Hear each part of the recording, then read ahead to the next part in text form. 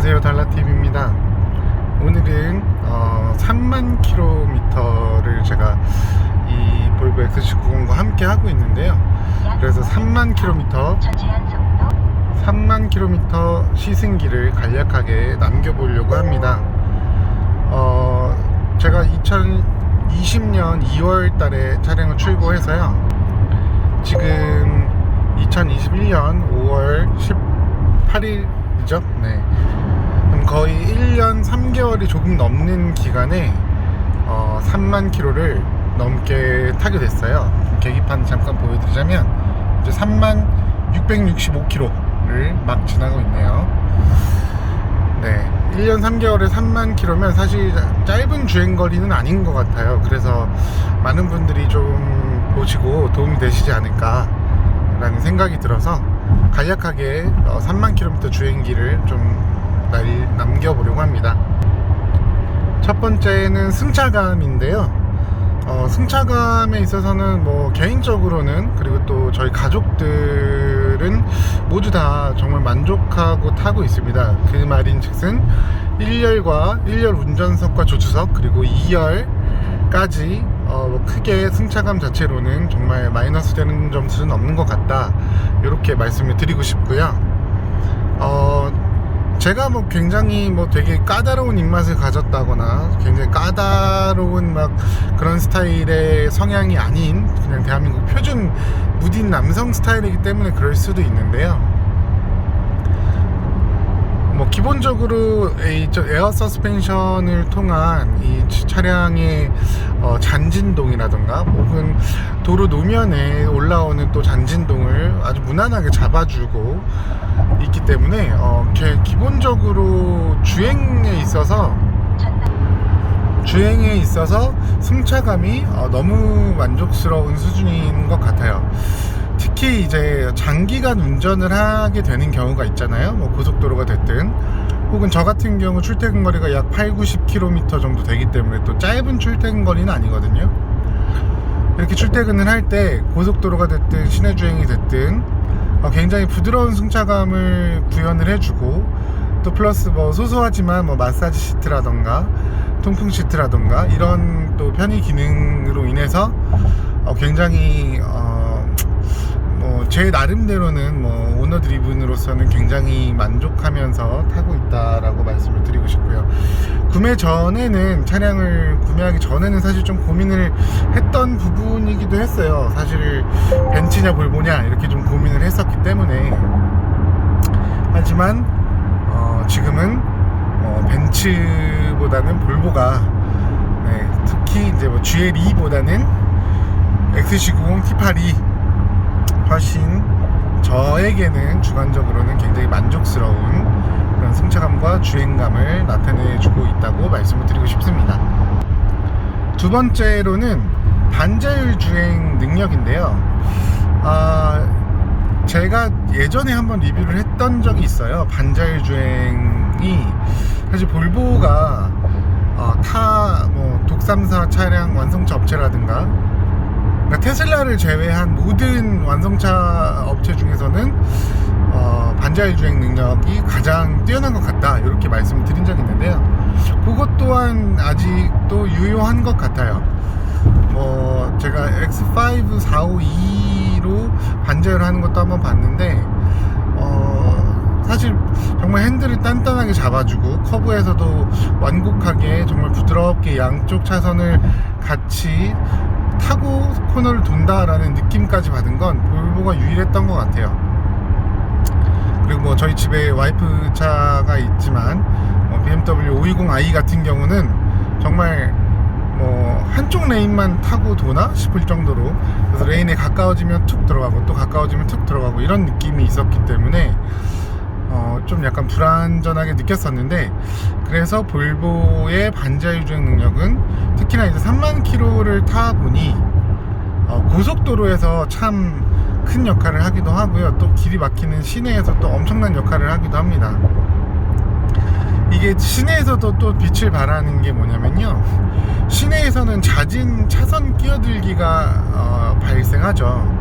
차가 막히든 안 막히든 굉장히 많은 차선 변경 차량들을 맞닥뜨리게 되는데, 차선 변경을 하려고 할 때 앞에 갑자기 끼어드는 차량도 볼보는 굉장히 잘 잡아주는 것 같아요. 그래서 차간격도 굉장히 잘 유지를 해주고, 그런 점에 있어서는 제가 보기에는 뭐 독삼사나 기타 완성차 업체, 다시 한번 말하지만 테슬라를 제외하고는 가장 좋지 않나 라는 생각을 합니다. 자, 그리고 세 번째는 연비인데요. 뭐 사실 T8이니까 뭐 전기만 넣고 다니시는 분들도 종종 계시더라고요. 근데 저는 주행거리가 하루 출퇴근 8-90km, 절대 전기만으로 다닐 수가 없습니다. 회사에는 또 전기 충전을 할 수 있는 환경이 아니기 때문에, 그래서 아침에 한번 저녁에 밤에 퇴근하고 나서 충전을 하면 아침에 출근길에 올라서 그 뒤로는 쭉 집에 돌아올 때까지는 전기 충전을 못하죠. 그래서 8-90km를 타야 되기 때문에 가솔린을 쓸 수밖에 없는데요. 가솔린을 쓰게 됐을 때 연비가 얼마나 되느냐, 제가 지금 약 593.4km 정도를 한번 주유하고 리셋을 했었어요. 그러고 나서 지금 593.6km 정도를 탔다고 보이죠? 네. 근데 기름 늘하고 연료 부족이라고 또 게이지가 뜨기는 하는데요. 그런데 제가 이 기간 동안에 탔던 거리는 어떻게 되느냐, 연비는 어떻게 되느냐, 약 23.2가 나옵니다.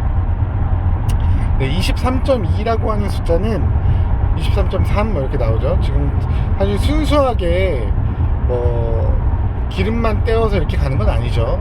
하루에 한 번씩은 전기 충전을 꼭 했고요.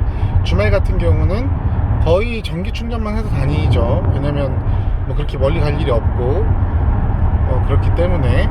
그래서 전기와 고속도로 출퇴근을 했을 때 뭐 한 600km 달려도 연비가 뭐 23 이상은 찍혀 있는 수준으로 보시면 될 것 같습니다. 그럼 3만 km를 토탈했다고 보면, 그러면 뭐 거의 정말 뭐 엄청난 연비라고 자랑할 수 있겠죠. 3만 km를 이렇게 다 다녔다고 한다면요. 네. 하지만 뭐 저희가 알다시피 이 T8은 한번 전기 충전을 했을 때 갈 수 있는 주행 거리가 35km, 혹은 정말 연비 주행했을 때 한 40km 여기까지밖에 못하죠. 그래서 그런 점을 감안했을 때는 뭐 지금 600km 거의 운전해서 연비가 23.3 정도다 그러면 뭐 제가 봤을 때 연비면으로는 굉장히 좋을 것 같고요. 제 환경에서는 그렇다는 겁니다. 뭐 다른 뭐 전기만 넣으시는 분들은 연비가 뭐 30도 나오고 40도 나오고 50도 나오시겠죠. 네, 그거는 환경 바이 환경 이렇게 보시면 될 것 같습니다.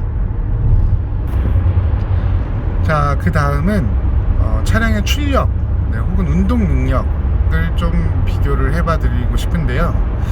사실 405마력 전기 모터와 엔진 출력 합산 405마력의 이 XC90 T8 인스크립션 모델, 사람들이 굉장히 많이 기대를 하는 부분이 이런 토크와 출력 부분이라고 또 보여지는데, 제가 고속도로에서 한참 밟았을 때 뭐 150, 160도 밟아본 적은 있어요. 잠깐이지만. 그런데 그럴 때 정말 좀 급하게 어딜 가야 돼 라고 했을 때 그렇게 밟아본 적은 있는데, 그렇게 밟았을 때 사실 시원하게 쭉쭉 치고 나갑니다. 특히나 이제 제가 처갓집이 청양이기 때문에 청양까지, 경기도에서 충남 청양까지 내려갈 때 그때 한 140km 정도 거리를 이제 고속도로나 국도를 합산해서 가게 되는데, 근데 그 정도를 갈 때도 사실 뭐 120, 130km 금방 밟잖아요. 금방 밟아도 뭐 그렇게 크게 무리 없이 쭉 올라가더라고요. 근데 물론 이 2000cc의 한계가 있는지는 모르겠어요. 아무리 다운사이징을 잘했다고 하더라도 2000cc 한계가 있는지 모르겠지만 150, 160까지는 무난하게 나갔던 것 같고, 그 이상을 밟아볼 기회는 사실 없었어요. 근데 이제 다른 분들의 후기를 좀 보니까 한 180까지는 무난하게 나간다, 정말 쑥 나가는데 180 이상 나갔을 때는 뭐 어려움이 있더라 이런 말씀들을 좀 후기로 남겨주시는 걸 봤기 때문에 뭐 그 정도 되지 않을까 라는 생각은 듭니다. 자, 그리고 마지막으로 안전성 관련해서 좀 말씀을 드리고 싶어요. 이게 사실 제가 마지막으로 꼽은 이유가 가장 3만 킬로를 달리면서 크게 와닿은 부분이 안전성이었던 것 같아요. 제가 예전에 한번 한 달 주행기인가요? 이런 거를 남겼던 적이 있었던 것 같은데, 한 달 주행기에서는 사실 못 겪어봤던 볼보의 시티 세이프티 기능을 많이 겪어봤고요. 그로 인해서 사고를 면했구나 라고 느낀 것도 이제 한 2번 정도는 되는 것 같아요. 그러다 보니 볼보를 선택하길 정말 잘했다 라는 생각을 자연스럽게 하게 되더라고요. 그 무엇보다 좋았던 건 충돌 회피 기능, 그리고 앞차가 이제 섰을 때 같이 제동해주는 시티 세이프티 기능, 이 기능이 제일 좋았어요. 그리고 측면에서 박으려고 하면 또 안전벨트를 굉장히 순간적으로 쫙 조여주는 그런 경험도 해본 적이 있고, 그래서 안전성 측면에는 제가 지금까지 겪어본 수입차 중에서는 그래도 탑 아닌가 이런 생각이 들고요. 그로 인해서 심적으로 안정이 조금 더해지다 보니까 운전을 할 때 조금 부담이 덜해지는 것 같아요. 물론 얼마 전에 일어난 큰 그런 사고들 있잖아요. 트럭에서 코일이 떨어져서 승합차를 덮쳐서 이런 상황을 마주하지 않았기 때문에 드리는 말씀일 수도 있는데, 일반적인 충돌을 회피하는 기능이라든가 기타 시티 세이프티 기능이라든가 이런 것들 정도는 충분히 또 3만 킬로 주행하면서 겪다 보니까 볼보를 선택하길 참 잘했다, 이건 진짜 사고다 라고 느꼈는데도 사고가 나지 않았던 게 2번 정도 있었거든요. 물론 제 귀책은 아니었다고 저는 생각은 하는데, 어쨌든 이랬든 저랬든 사고 자체는 나면 안 좋은 거니까요. 네. 그래서 안전성 측면에서도 볼보가 3만 킬로를 주행해보니 오히려 더욱더 신뢰도가 한층 더 향상되었다, 이렇게 종합을 할 수 있을 것 같습니다. 그래서 오늘의 결론입니다. 3만 킬로미터 이렇게 저렇게 사람들 많이 얘기하죠. 요즘 퍽소리, 오류, 결함 얘기들 많고 여러가지 단점이 있다고 하지만, 이렇든 저렇든 볼보는 돈값도 하고 이름값도 한다, 이렇게 결론을 내리고 싶습니다. 그리고 별점으로 만약에 준다고 하면 별점 5점 만점에 저는 개인적으로 4.5점 드리고 싶습니다. 0.5점은 어디서 빠지느냐, 전기의 주행거리가 조금만 더 길었다면 하는 아쉬움이 저는 개인적으로 가장 큰 것 같아요. 특히나 이제 BMW X5 452와 자꾸 비교를 하게 되는데, BMW X5 452가 전기 충전하면 80km, 잘 연비 주행하면 100km도 탄다 그래요. 네, 그런 점이 조금 아쉬워서, 제가 주행거리가 하루 출퇴근이 한 8-90km 정도 되다 보니까 그게 조금 아쉬워서, 거기서 0.5점을 제외한 4.5점 드릴 수 있을 것 같습니다. 네, 이상 3만 킬로 주행기 남겨드렸고요. 네, 다음에 또 더 다른 컨텐츠로 또 인사드리도록 하겠습니다. 네, 감사합니다.